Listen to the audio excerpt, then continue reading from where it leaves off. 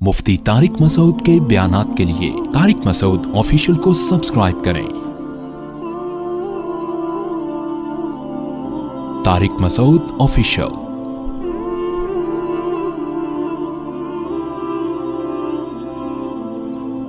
मसला एक ये हो गया है कि इज़ार सब टखनों से ढांकते हैं। आप सल्लल्लाहु अलैहि वसल्लम ने इरशाद फरमाया, मा अस्फल मिनल इज़ारी इलल कअबैनि फफिन्नार। इज़ार शलवार जो भी हम लिबास पहनते हैं, आप सल्लल्लाहु अलैहि वसल्लम ने फरमाया कि जो हिस्सा भी टखनों से नीचे होगा फफिन्नार, कहाँ होगा? मर्द के लिए इसकी इजाज़त नहीं है कि वो अपनी शलवार को, अपने इज़ार को कहाँ लेके जाए, इतनी खींच ले कि वो टखनों से नीचे।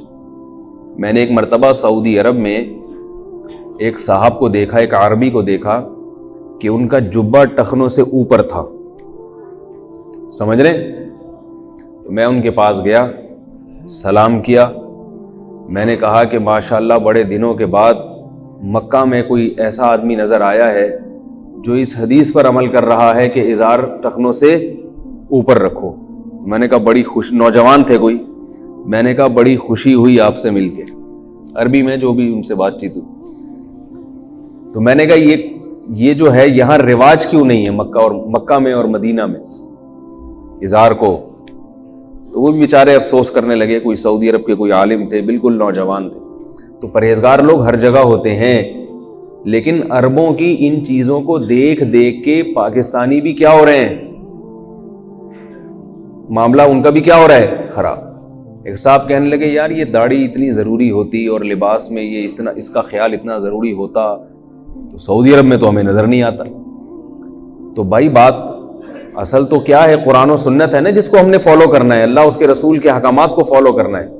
तो अल्लाह उसके रसूल के हकामात को जो भी फॉलो करेगा हम उसको फॉलो करेंगे, चाहे वो मक्का में रहता हो, चाहे वो अमेरिका में रहता हो। और अगर कोई अल्लाह उसके रसूल के किसी हुक्म को फॉलो नहीं कर रहा, चाहे वो मक्का में रहे, चाहे वो अमेरिका में रहे, हमने उसको फॉलो, बोलो ना भाई, नहीं करना। तो अपने लिबास को भी दुरुस्त करने की कोशिश करें। आजकल एक नया फतवा भी मार्केट में आया हुआ है कि पैंट को फोल्ड नहीं करना।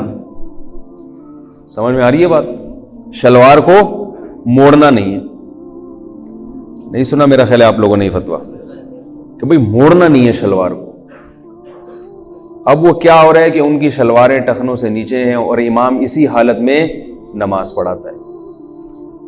सही हदीस है आप सल्लल्लाहु अलैहि वसल्लम की, इन्नल्लाह ला यक़बलु सलाता रजुलिन मुस्बिलिन इज़ारहू। आप सल्लल्लाहु अलैहि वसल्लम ने फरमाया, अल्लाह उस शख्स की नमाज कबूल नहीं करते जो अपने इज़ार को, सही हदीस है बिल्कुल, टखनों से नीचे लटकाता। कितनी वाज़ेह हदीस है।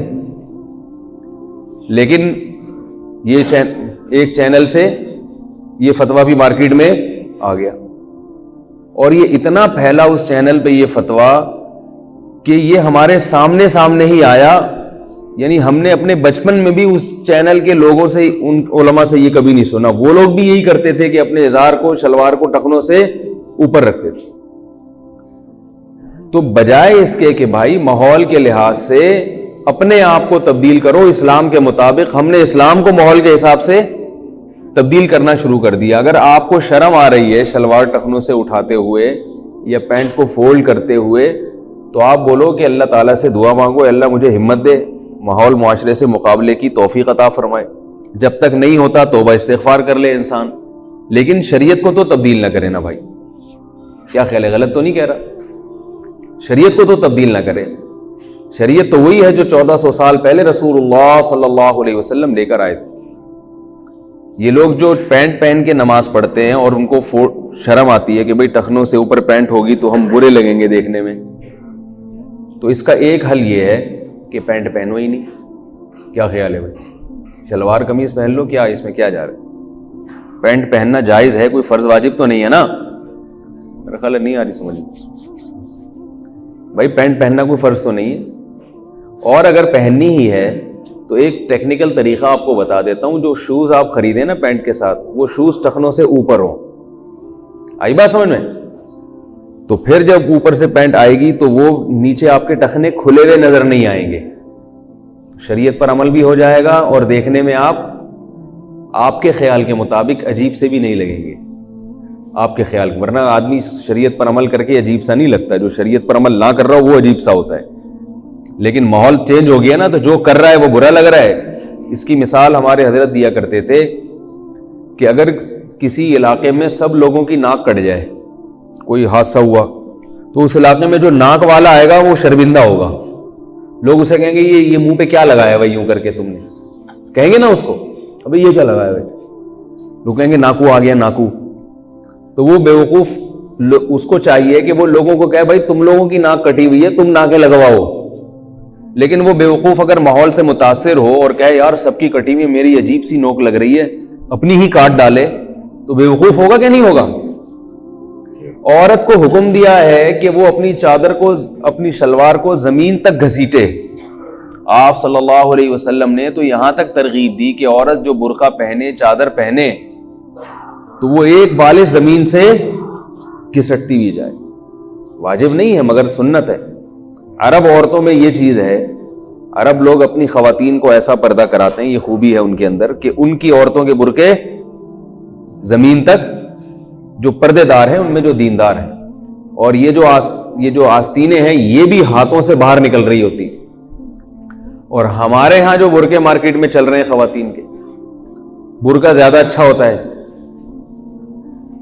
یعنی خاتون برقع پہنتی ہیں نا تاکہ لوگ بد نظری سے بچیں، تو برقع پہن کے بد نظری پبلک زیادہ کر رہی ہوتی. ایک صاحب مجھے کہنے لگے یار اتنے اچھے اچھے برقعے آئے ہوئے ہیں، دل چاہتا ہے برقع ہی لے جاؤ گھر میں. مارکیٹ میں برقعے اتنے اچھے اچھے آئے ہوئے ہیں، دل چاہتا ہے برقع ہی لے جاؤ. تو یہ بھی غلط ہے بھائی. تو اللہ نے عورت کو حکم دیا تھا کہ وہ ازار چھپائے، ٹخنے سے نیچے کرے، اور مرد کو حکم دیا کہ وہ اپنی شلوار کو یا کوئی بھی چیز پہنی ہوئی ہے تو ٹخنوں سے اوپر رکھے. تو الٹا معاملہ ہو گیا کہ خواتین نے ٹخنے ننگے کرنے شروع کر دیے اور مردوں نے، تو ان کو برا نہیں لگ رہا جن کو لگنا چاہیے، اور جس کو برا نہیں لگنا چاہیے اس کو برا لگ رہا ہے. تو یہ حل بھی کر سکتے ہیں آپ، سمجھ رہے ہیں.